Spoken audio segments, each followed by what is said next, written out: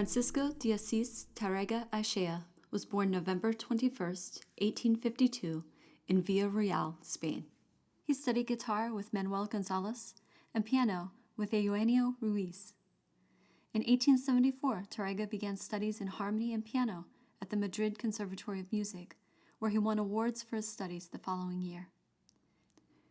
Through concert guitarist and composer Julian Arcas, Tarrega was introduced to guitars built by Antonio Torres. According to Graham Wade in Traditions of the Classical Guitar, Tarrega visited with Arcas in 1879 in Alicante, Spain, where he also met one of Arcas's pupils, who helped him to schedule concerts. Tarrega's repertoire at this time included music by Arcas, Fernando Sor, Dionisio Aguado, and Antonio Cano, in addition to his own transcriptions. Tarrega gave performances throughout Europe in cities such as Paris, Lyon, Rome, Milan, and Monte Carlo. According to Tom and Marian Evans' book, The Guitar, Tarrega traveled to England to perform with Madame Sidney Pratton in the 1880s.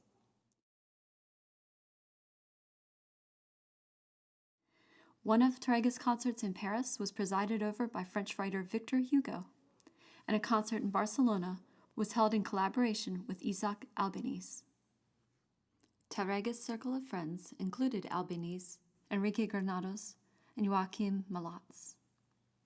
A concert review from 1904 shares a glowing report of a performance by Tarrega.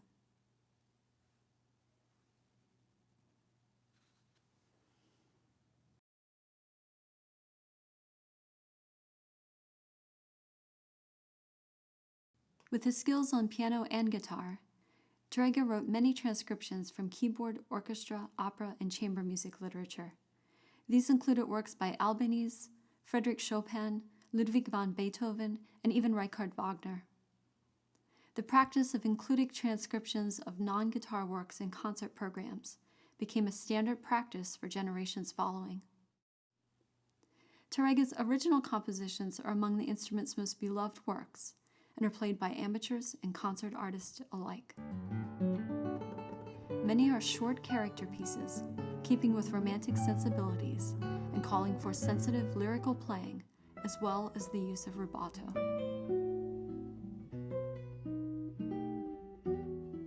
Capriccio Arabe, with its dramatic opening and mesmerizing theme, is a mainstay of guitar literature and recalls the influence of the Moors on Spanish culture.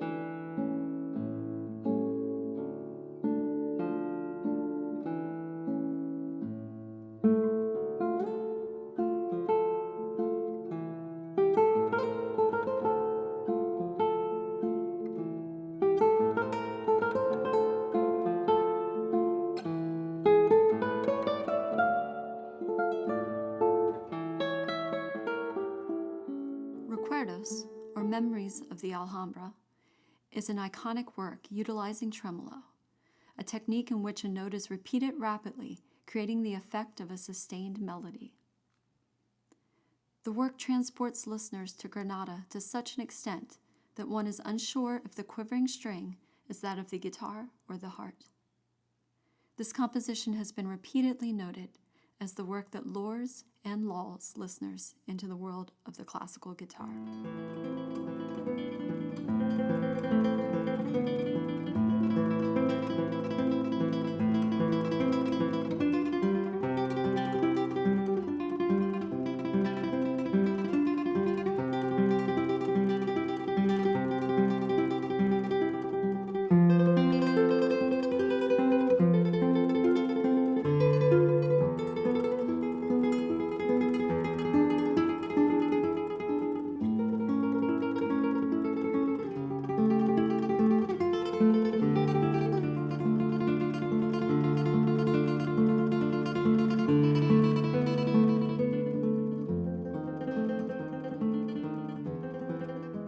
Tarrega died on December 5, 1909, in Barcelona.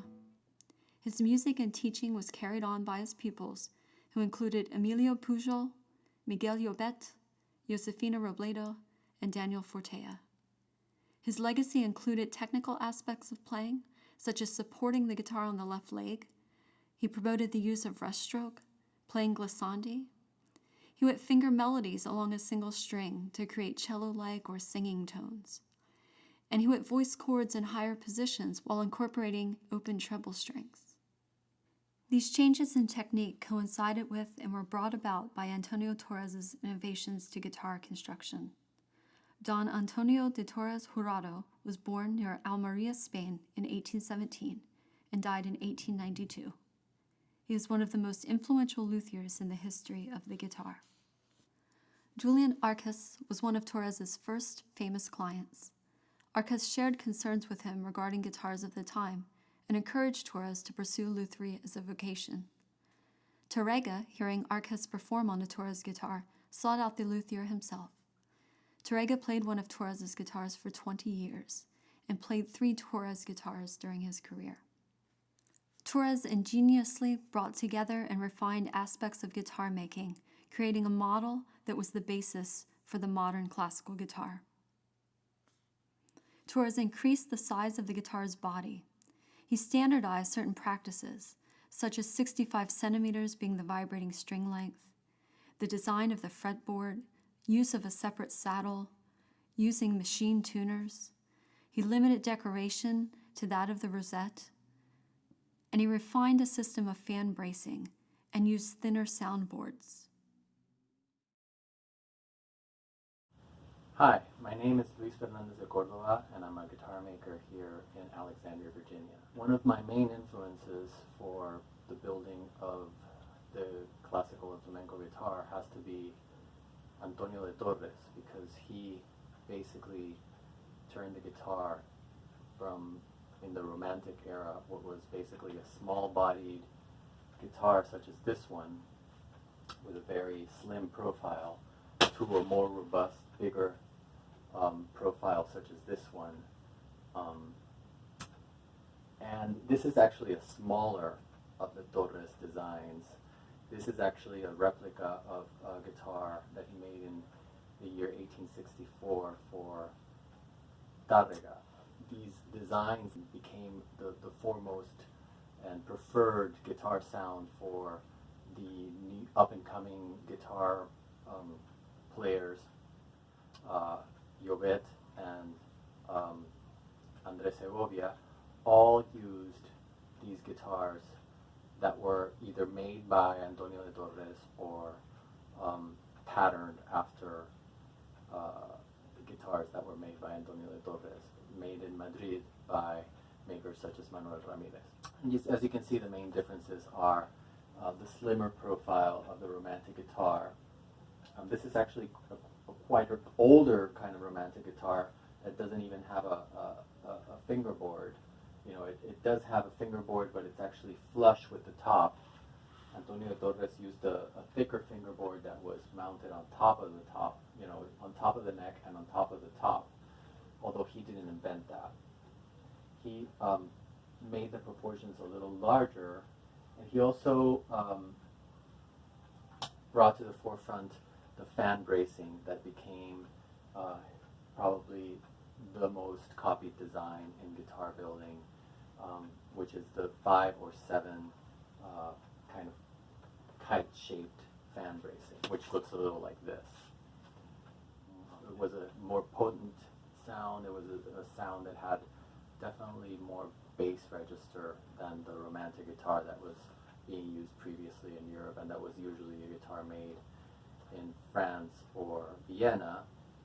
Torres made a guitar with back and sides of papier-mâché to demonstrate the importance of the soundboard as a primary factor in a guitar's tone.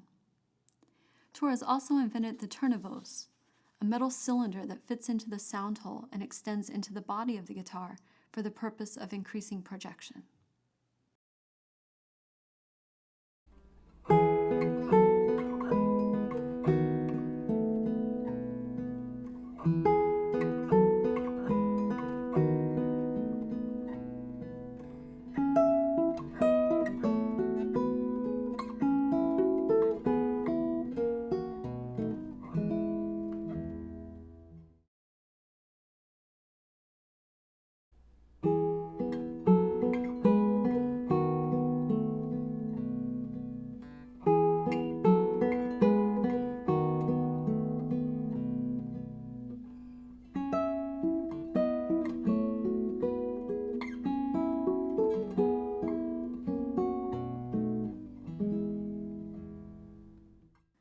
combination of Torres's instruments and Tarrega's performances and new repertoire would have long-lasting influence on the trajectory of the guitar's future.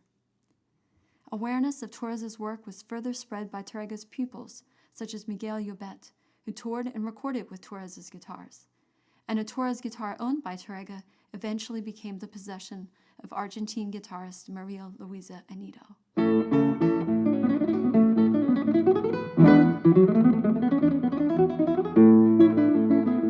Surviving guitars by Torres are played by concert artists today. In an article published on his website, luthier Kenny Hill said, "Torres himself struggled financially his whole life and could not have had an inkling of the influence his work would have on several generations of guitar makers. We can't know what the future of the guitar will be like, but the present owes much to Torres, and his accomplishment is as relevant and modern now as it was when he started."